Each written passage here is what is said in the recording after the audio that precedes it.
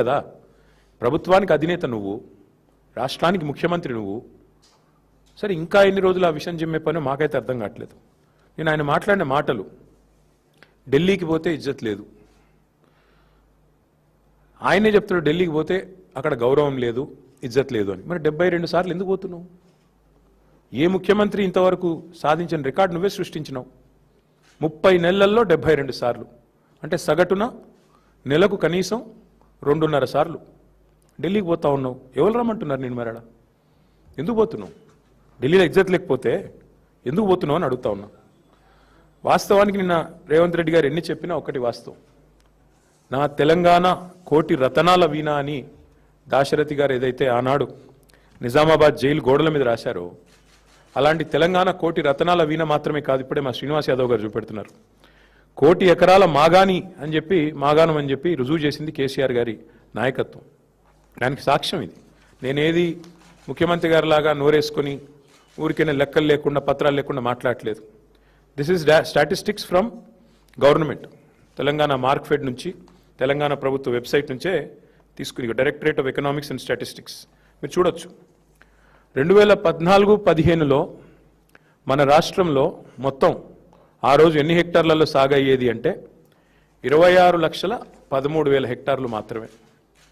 14-15 అంటే తెలంగాణ వచ్చిన రోజు, కేసీఆర్ గారు గద్దెనెక్కిన రోజు. కేసీఆర్ గారు గద్దె దిగిన రోజు 2023-24 59.89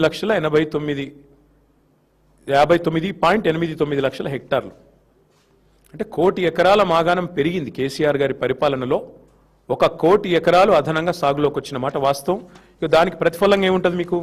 సహజంగా పంటల ఉత్పత్తి ఎంత పెరిగింది చూడొచ్చు. ఇదంతా అఫీషియల్ స్టాటిస్టిక్స్. తెలంగాణ వచ్చినాడు, కేసీఆర్ ప్రభుత్వం వచ్చినాడు, ఆ రోజు కేవలం 24,29,000 మెట్రిక్ టన్నులు ఆ రోజుల్లో, ఇది మార్క్ఫెడ్ ఇది లెక్క. మరి ఆ రోజు ఉత్పత్తి అవుతే దిగిపోయిన నాడు ఎంత? మళ్ళీ మోర్ దెన్ డబల్. ఇవన్నీ కూడా మీకు ఇస్తాను, చూసుకోవచ్చు.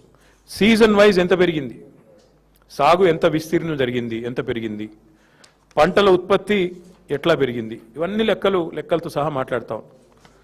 పరిస్థితి ఇట్లా ఉంటే రేవంత్ రెడ్డి గారు మరి ఎందుకు ఇట్లా మాట్లాడుతున్నారు?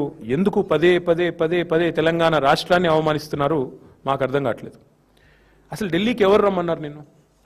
ఎవరు బతిమలాడుతున్నారు ఢిల్లీకి రానాయనా? నిన్ను ఇక్కడే ఉండు, 2.5 ఏళ్ళు ఇక్కడే ఉండి పరిపాలించు. ఆ మూటలు మోయకుండా, లుచ్చా మాటలు మాట్లాడకుండా మాట్లాడు, మంచి మాటలు మాట్లాడి 1,000 కోట్ల రూపాయలు ఢిల్లీలో సమర్పించుకోకుండా ఇక్కడే ఉండి మాట్లాడు. ఇంకా చండాలమైన మాట, తెలంగాణ వాళ్ళు అనగానే అసహించుకుంటున్నట. ఆయన అంటున్నాడు నిన్న, తెలంగాణ వాళ్ళు అనగానే అసహించుకుంటున్నారు. అసహించుకునేది నువ్వు చేసిన దివాలాకోరు రాజకీయం, నువ్వు చేసిన వెధవ పనులు, ఓటుకు నోటు కేసులో దొరికిపోయిన విధానం, ఇవన్నీ నేను చూడగానే గుర్తొస్తున్నాయి. దొంగను చూసినట్టు చూస్తున్నారు. అవును, చూస్తారు. దొంగను దొంగలాగానే చూస్తారు, ఇంకోలాగా చూడరు. దొరను దొరలాగానే చూస్తారు, దొంగను దొంగలాగానే చూస్తారు. That is the world. ఇవాళ వాస్తవం ఏంటి అంటే తెలంగాణను చూసి ముక్కున వేలేసుకుంటున్నారు, తెలంగాణను చూసి ఆశ్చర్యపోతున్నారు. కేంద్రం సహకరించకపోయినా, ఎట్లా తెలంగాణ వాళ్ళు ఒక జాతీయ ప్రాజెక్ట్ ఇవ్వకపోయినా ఇంత సాగు విస్తీర్ణం ఎట్లా పెరిగింది, ఇన్ని పంటలు ఎట్లా అద్భుతంగా పండిస్తున్నారు తెలంగాణ రైతులు, ఏం మ్యాజిక్ చేసింది తెలంగాణ? పీయూష్ గోయల్ మాటలు చెప్పాలంటే క్యా చమత్కార్ కరే బై తుమ్ లోగ్ అన్నాడు. ఇగో అది ఇవాళ తెలంగాణను చూసి దేశం ఆశ్చర్యపోతున్న తీరు. అసలు కేంద్రం సహకరించనే లేదు మేము 10 ఏళ్ళుంటే. కానీ ఒక నేషనల్ ప్రాజెక్ట్ స్టేటస్ ఇవ్వకపోయినా అవతల వేరే రాష్ట్రాల్లో దశాబ్దాలుగా ప్రాజెక్టులు ఇంకా ములుగుతూ నడుస్తున్నా ఇక్కడ 4 ఏళ్లలోనే ప్రపంచంలోనే అతిపెద్ద లిఫ్ట్ ఇరిగేషన్ ప్రాజెక్ట్ కట్టింది తెలంగాణ. అది చూసి ఆశ్చర్యపోతున్నారు దేశం అంతా. నిన్నగాక మొన్న కదా మేఘాలయ ముఖ్యమంత్రి వచ్చి కమాండ్ కంట్రోల్ సెంటర్ చూసి ఎంత అద్భుతంగా ఉంది ఇది, నాకు స్వయంగా ఫోన్ చేసిండు. కాన్రాడ్ సాంగ్మా నాకు మిత్రుడు కాబట్టి ఫోన్ చేసి మరి ఏం అద్భుతంగా కట్టినారా కేసీఆర్ గారి విజను, మీరు గవర్నమెంట్లో లేకపోవచ్చు కానీ మీ పరిపాలన ఫలితాలు ఇంకా కనబడతానే ఉన్నాయి, అద్భుతంగా ఉందని చెప్పి మరి ఇవాళ కాన్రాడ్ సాంగ్మా లాంటి నాయకులు మాట్లాడుతున్నారు. సూపర్ స్టార్ రజనీకాంత్ ఏమన్నాడు హైదరాబాద్కి వచ్చి, ఇది హైదరాబాదా న్యూయార్కా అన్నాడు, యాదికుందా? ఫాక్స్కాన్ చైర్మన్ ఏమన్నాడు, ఇది ఇండియానేనా అన్నాడు. గట్ల ఆశ్చర్యపోతున్నారు తెలంగాణను చూసి. నీలాంటి సన్నాసికి అర్థం కాకపోవచ్చు తెలంగాణ గొప్పతనం కానీ తెలంగాణ యొక్క ఎదుగుదల కానీ నీకు జీర్ణం కాకపోవచ్చు. నీ అజీర్తి వల్ల వచ్చిన ఇబ్బందుల్లో నువ్వు మాట్లాడుతుండొచ్చు. కానీ ఒకటి వాస్తవం, 10 ఏళ్లలో కేసీఆర్ ఒక సింహంలాగా పరిపాలించి నా రాష్ట్రం, నా సొంత రాష్ట్రం, నేను పోరాడి తెచ్చిన రాష్ట్రం అన్న దాంతో పట్టుదలతో, ప్రేమతో, దార్శనికతతో కష్టపడి పనిచేసి అందరిని ఒప్పించి మెప్పించి నిర్మాణాలు చేసిండు కేసీఆర్. నీ వల్ల, నీకున్న ప్రాబ్లం వల్ల సహజంగా నిన్ను చూడంగానే పారిపోతారు, నిన్ను చూడంగానే అవమానిస్తారు, నిన్ను చూడంగానే ఒక దొంగ వచ్చిండ్రా అనుకుంటారు. అది నీ కర్మ, మేమేం చేయలేం దానికి.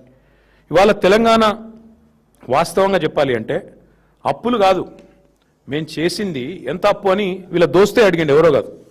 వీళ్ళ దోస్తు ఒక ఆయన ఉన్నాడు, చీకటి స్నేహితుడు, మాధవనేని రఘునందన్ రావు అని ఎంపీ, బీజేపీ ఎంపీ, చీకటి దోస్తు రేవంత్ రెడ్డి. ఆయనతో నేను అడిగిపించిండు, ఏంది అసలు అప్పులు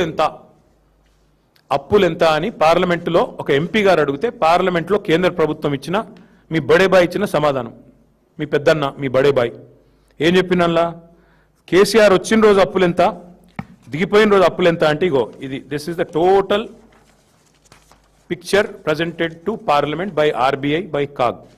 ఏమని చెప్పారు అందులో, కేసీఆర్ గారు అధికారంలోకి వచ్చిన రోజు 72,000 కోట్ల అప్పు రాష్ట్రం ఎత్తి మీద ఉన్నది.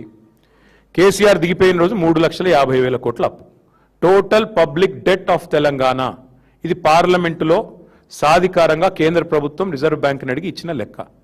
నీ ఇప్పుడు అందులో ఏంటంటే విషయం, మేము వచ్చిన 72, మేము దిగిపోయిన నాడు 3,50,000. మరి అంటే ఎంత కేసీఆర్ చేసిన అప్పు?